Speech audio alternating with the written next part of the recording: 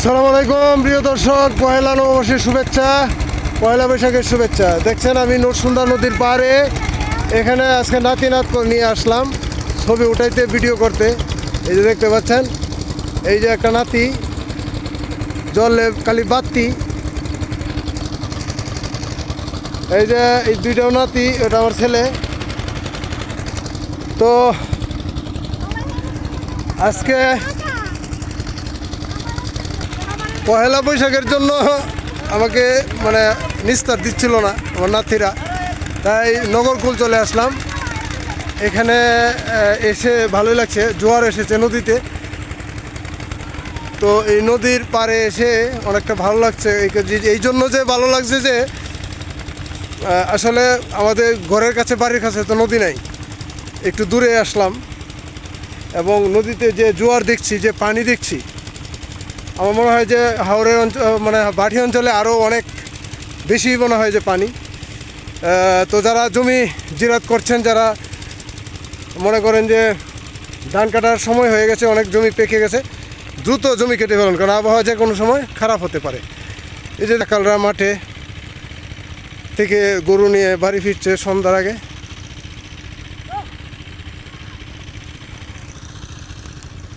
চাচা কোন বন্ধ তো আইসুন? নাম কি বন্ধের? হ্যাঁ, আপনার বাড়ি নগরকুল? আচ্ছা আচ্ছা আচ্ছা। তো এটা আসলে হাওড়, এই হাওড়ে পাশেই নদী, এটা হলো নরসুন্দা, সামনে আছে ধনু নদী, এ আর কি।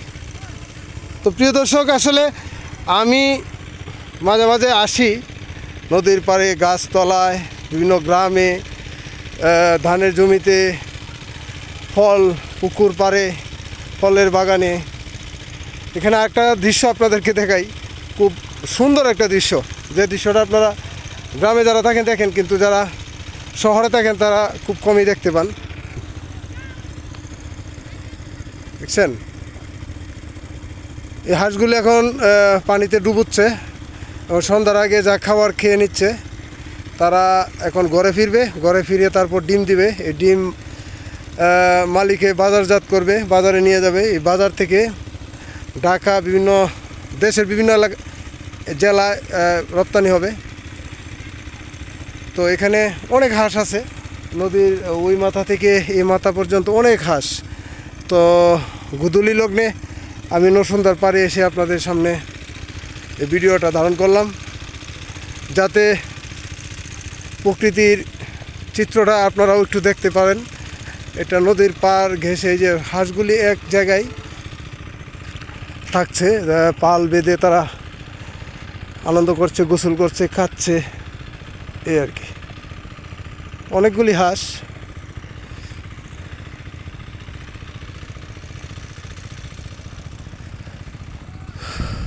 তো যে কথাটি বলছিলাম সেটা হলো যে আমাদের হাওড়ে কিন্তু ধান কাটা শুরু হয়ে গেছে। কিছু কিছু জমি মানে তাড়াতাড়ি কাটা হচ্ছে, আর কিছু জমি আছে সেগুলি সবুজ এবং এখনও পাকে নাই। এই যে আমার সামনে যে নগরকুল গ্রামের সামনে যে মাঠ দেখছেন, মাঠ ভরা ধান, মেটুপথ, এগুলি এখনও পাকে নাই, কিন্তু নিচু জমিগুলা কাটা শুরু হয়ে গেছে। আমি দেখছি এক ভাই মিষ্টি কুমড়ার গাড়ি নিয়ে আসছে হাওড় থেকে, সেটা হয়তো তারাইল যাবে, তারাইল থেকে তারপরে পাইকারি দরে বিক্রি হবে।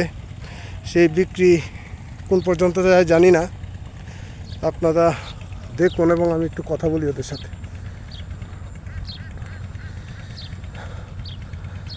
ও তো লাউ করতে আনছে মিষ্টি কুমড়া হাওড়ের থেকে? আরও আছে লাউ? হ্যাঁ, কত আছে তো আরো? এখন 8 টাকা 9 টাকা আছে না? ধান কাটা শুরু হয়েছে, হাওড়ে শুরু হয়েছে কেন? এই জায়গাগুলা পরে হাওড় কতটুক দূর এখান থেকে? কয় কিলোমিটার হবো? 1 কিলো হবে পরে ধান কাটা শুরু হয়েছে। আচ্ছা আচ্ছা আচ্ছা। সারাদিনই বন্ধে আসিলাম ভাই, খাওয়া দাওয়া হয়েছে দুপুরে? ও ব্যাপারে তোমরা খাইলা না? আচ্ছা আচ্ছা। ভালো তাহলে মিষ্টি কুমড়া এখন উঠতে পারতেছে বাবা এই গাড়ি করতে কে আসে এই যাত্রী লয়ে যায় মিষ্টি কুমড়া মরি সেটা টানতে ও এটা এখন কই যাবো তারাইল বাড়িতে যাবো এগুলা আমরা এখান থেকে গাড়ি ভাইয়াম এনতে হাইতে এই মুড়ে যাওয়ার লাগবে গাড়ি এই আসলামুরো আসলে মুড়ে যাওয়ার লাগবে তো আড় লাগবো 2 মাইল হ্যাঁ এরি বেশি রে না আমার সাথে মেয়ে আছে তো নাতি নাত করে লই আইছি মিষ্টি কুমড়া নিতে তারপরে ভুট্টা বাড়িতে নিতে এগুলা ভুট্টা ভুট্টা তো গাড়ি কই দিলে আইবো এটা এর কই দিলাই তো না এর মাল টানতে তো প্রিয় দর্শক আমরা আসলে এটা কই যাবো গাড়ি পরে আমরা তারাল নিতে পারবা তো গাছের তলায় পুরো হ্যাঁ আমরা মেয়ে ছেলে আছি 5-6 জন ঠিক আছে প্রিয় দর্শক আসলে হাওড়ে আইসা সন্ধ্যায় হয়ে গেছে প্রায় এখন যাওয়ার বেলায় গাড়ি পাচ্ছিলাম না তো একটা গাড়ি পাইলাম অটো রিক্সা এটা পাওয়াতে অনেকটা সুবিধা হয়েছে তো মেয়ে ছেলে নিয়ে আসলে দূর দূরান্তে গেলে যদি গাড়ি পাওয়া না যায় তাহলে এটা একটা কষ্টের বিষয় আর নতুন নতুন মেয়ে তো শাড়ি পরে হাঁটতে পারে না তো চলুন ওদেরকে পিছনে ফেলে রেখে আসছিলাম ওদের কাছে যাই ওরা ছবি তুলতে আসছে যেহেতু পয়লা বৈশাখের আনন্দে পয়লা বৈশাখের কাপড়ে সজ্জিত হয়ে আমরা নগরকোল নরসুন্দা নদীর পাড়ে আসছিলাম বটতলা এই হলো বিষয় তা ছবি তোলার সময়টা আসলে খুব শর্ট সময় নিয়ে এসেছে আজকে প্রচুর রৌদ্র ছিল তো আরেকটা চিত্র দেখাই নরসুন্দা নদী এটা সন্ধ্যার আগের চিত্র তারাইল থেকে কিংবা তারাইলের ঘাট থেকে এই নৌকা যাচ্ছে হাওড়ের দিকে বাঁশের গাড়ি এটা স্টিলের নৌকা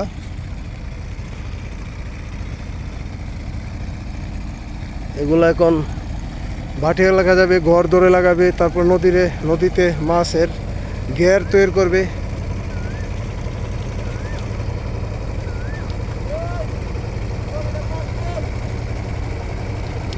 ছবি তুলতেছি টিয়া লাগবো হ্যাঁ তাহলে দেয়া যা তো